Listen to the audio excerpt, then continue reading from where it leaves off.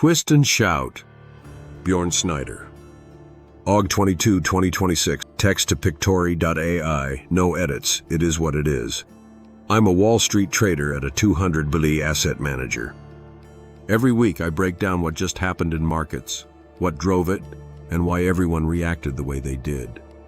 Think of it as the debrief you actually want to read, written the way I'd explain it to a friend over a beer. All thoughts are my own. Nothing here is investment advice. There's a trick in the auction business older than the gavel itself. If your lot isn't drawing the bids you'd hoped for, you plant a buddy in row 3 and have him run the price up himself. The room gets hot, the price firms, and for a glorious moment everyone forgets they're bidding on the world's first microchip. Yes, that item really did flop at auction, and not a 1962 Ferrari 250 GTO. All because the guy driving the bidding is the same guy cashing the check. It works right up until the room notices the same paddle keeps going up. Thanks for reading the post-mortem. If you want an easy weekly recap on financial markets, add your email. On Wednesday, Treasury Secretary Scott Bessent walked into the world's largest auction room and raised his own paddle. The Treasury announced it would at least double its buyback operations in long-dated paper, the 10 to 30-year sector, to at least $4 billion per operation. The official rationale was liquidity support. The market needed about 4 seconds to translate. The 30-year yield had just kissed 5.33%, a 19-year high, and Bessent wants it back under 5%. He barely pretended otherwise, dubbing the move what I would call a treasury twist, touting a big toolkit and floating fiscal consolidation for dessert. The mechanics are auction 101. Buy back the bonds, shrink the float, prices rise, and since price and yield are the market's oldest seesaw, yields fall.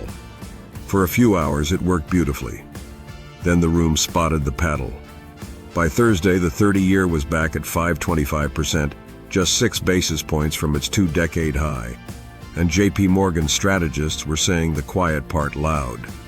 Buybacks treat the symptom, not the disease being a structural deficit and inflation still humming near 3%. And if credibility erodes, yields go higher, not lower. Everything that can't be printed. The problem with bidding up your own merchandise is that eventually buyers stop doubting the lot and start doubting the money. The dollar sold off hard on Wednesday, with the DXY hitting a 3-month low and heading for its worst week this month. Some of that is simple arithmetic, since capping long-end yields shrinks the carry for holding dollar assets. And some of it is the trade that refuses to stay dead. The debasement trade, declared deceased back in June when the Warsh nomination promised monetary orthodoxy, sat bolt upright the moment Washington signaled it would rather manage the price of its debt than the size of it. When that happens, money rotates into things nobody can print more of. The dollar has weathered similar hand-wringing before. The Fed's massive bond-buying programs in the past stoked concerns that attempting to suppress yields and expanding its balance sheet could debase the currency. More recently, investors cut exposure amid Trump's tariff threats and pressure on the Fed. So far, none has dislodged the dollar from its dominant role in global markets, Bloomberg notes. Gold caught a triple boost: weaker dollar, softer short-end yields, real physical demand, clearing $4,600 an ounce, up roughly 4.5% on the week. Bloomberg's Ven Ram notes most of gold's 13% quarterly gain came before Wednesday's announcement, which suggests this narrative may just be clearing its throat. Bitcoin did it louder, marching up 22% to clear $77,000, its best week since March 2023, on institutional spot demand, short covering, and Clarity Act progress. Crypto plays like Strategy, Coinbase, and Robinhood all top the equity leaderboard. Trade-offs at the register. While Washington was bidding on bonds, the American consumer was quietly putting a few items back on the shelf. Walmart posted 2.6% U.S. comps ex-fuel, the slowest growth in 6 years, its first miss in at least 5, and below even the lowest estimate on the street. Traffic slowed to 1.5% from 3% last quarter, and the stock fell roughly 9% on Thursday. To be fair, they still raised full-year guidance, so this is a squeeze, not a collapse. But management said it plainly. When fuel prices increase and get above $4, perhaps there's a psychological impact.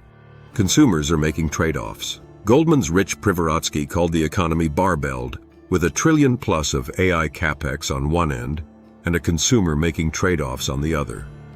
He flagged that the week's cross-asset tape had a definite stagflation smell, with oil up more than 7% and Brent near $93, long rates pinned near the highs, gold up, and the dollar down.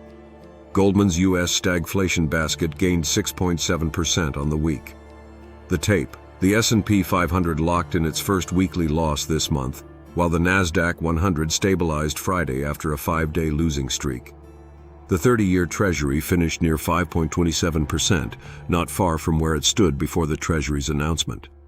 The DXY hit a 3-month low, on pace for its worst week of the month. Gold cleared $4,600, 4.5% on the week. Bitcoin surged 22% to $77,000, its best week since March 2023.